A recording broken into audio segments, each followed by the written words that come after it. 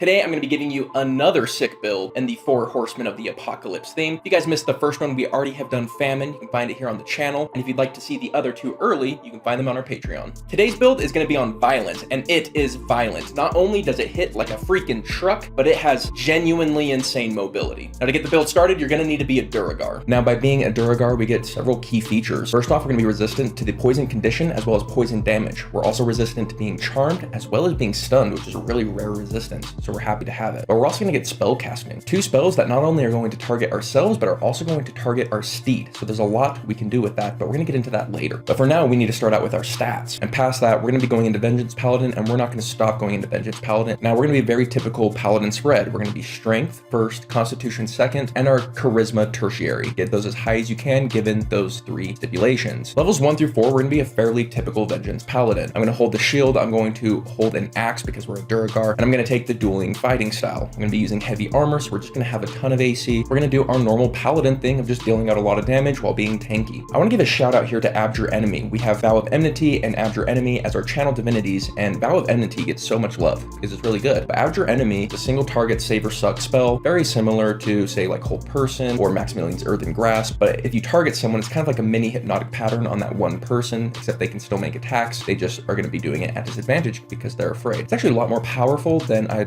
think a lot of people think. If you have a decent charisma, that's an option you should consider. Now, that being said, Vow of Enmity is going to be what we use more often. Something else worth mentioning is that Vengeance Paladin spells are fantastic. We get Bane as well as Hunter's Mark, 2 spells that are just great. So we're happy to be using them, and they're probably going to be better than a single smite. So take advantage of that. At level 4, we're picking up the Mounted Combatant feat because next level, we're going to have a mount. And so we want to prepare for that. All right, level 5 comes around and we get our mount. Now, something to note about having a controlled mount like Fine Steed is that it gets an action every turn, meaning that it can dash every turn, and it means it can disengage every turn, or it can take the dodge action every turn. So on average, our movement speed is going from about 30 to about 120 just by having our steed around. That's a lot of movement speed, and we want to take advantage of that. So we're going to trade out our hand axe. We're going to put it away, and we're going to bring out a lance. Lance is now going to be our main weapon because we're bringing our mount with us. Now our new playstyle is run in from 10 feet away, get our 2 attacks off with advantage more often than not because we are on a mount that will likely be bigger than our enemy. If they're not, well, we have a couple different options. The first is we have our Vow of Enmity, so we can make that advantage continue on. Our next option comes from being a Duergar. At level 3, we get the ability to cast Enlarge/Reduce. If we cast Enlarge on ourselves, Enlarge get cast on our horse as well. How Mounted Combatant works is we have advantage on our attacks against whoever is smaller than our mount. And not only that, because we're going to be taking up so much of the board and we have a lance, our range is actually pretty incredible. So we are going to have advantage a lot. And that's 2 lance attacks, which do fantastic damage that are at advantage, potentially hitting those crits, potentially dropping those big smites, and then we retreat away. So we are a high AC, we're going to have great saves, and we're still doing hit and runs. We're going to be very hard to kill. You might say, well, if somebody gets up close to you, you're not going to have advantage anymore. Well, you just use disengage with your horse. Your horse gets the disengage action and it moves. So if the horse takes disengage, it's like us disengaging, and we still have 60 feet of movement. It's like we get a disengage and dash on the same turn as if we were on the ground.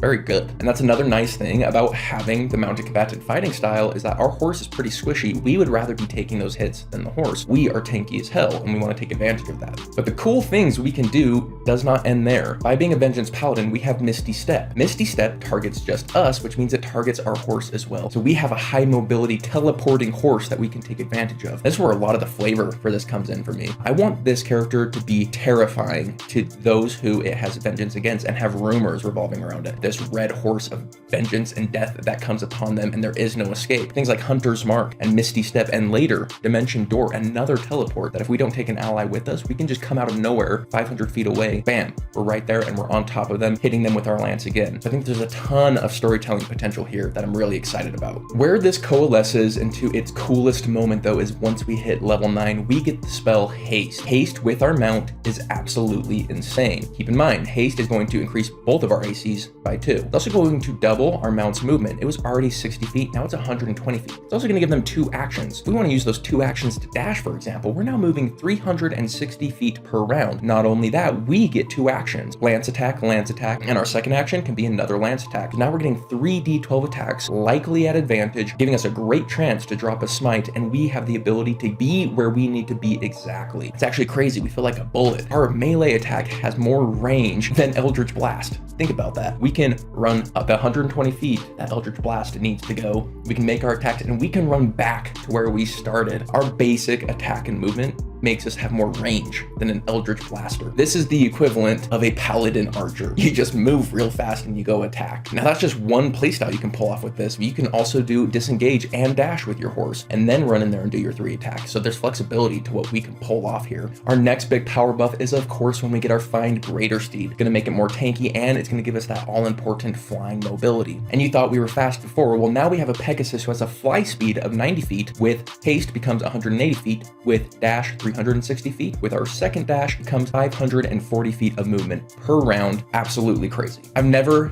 taken a character that only has a melee weapon and I'm gonna say it's strong in range because this one is. Something worth mentioning here is normally how a Vengeance Paladin is going to play is it's going to stick to one person like glue and hunt them down. Well, we're being a hit and runner. We're not going to stick to anyone like glue, and it starts to show in our later levels. Our 7th, 15th, and 20th level features from being a Vengeance Paladin, we're really not going to gain the benefits from, unfortunately, but the weight of what we can do elsewhere more than makes up for that. Now, as for our ASIs, I'm going to focus on strength and then I'll eventually focus on charisma afterwards. Our stat points are really important. I'm not going to be spending any more time in feats for a while. Even after we get charisma, I'm probably going to move into constitution. So you can expect for the life of this character, you basically take that 1 feat and then you're done. So what are we? Well, let's start with our defenses. We're going to have absolutely fantastic AC. We're going to have a D10 hit die. We're going to have absolutely fantastic saves, and we're going to have the mobility to be a crazy hit and runner. We can just disappear from a fight we don't want to be at. We have 540 feet of movement speed eventually. We're in a bad situation, we can bamf out of there. And what's crazier is we can combine that with Dimension Door. We can be 1,040 feet from where we start in a turn. That's pretty insane. So our defenses, prime. And it's all coming together in a really nasty package. So where do our weaknesses come in? Well, that comes in with crowds. We do not have large crowd control abilities. We are a striker in nature. So unfortunately, if our team is dealing with a swarm, hopefully we have some spellcasters who can do this mass AoE control for us. Another weakness of all Find Steed builds is that sometimes our steed isn't going to be able to come with us into tight quarters, and we're going to lose a lot of our power when that happens, but we can kind of go back to just being a basic paladin in those moments. But that's just my take. I would love to hear what you guys would have done given the same prompt. Let me know in the comments down below. If you want to show your support for the channel and gain some benefits while doing it, we do have a Patreon that you are more than welcome to check out. But other than that, guys, hope you have yourselves an amazing day, and I'll catch you on the next one. See you, love you, bye.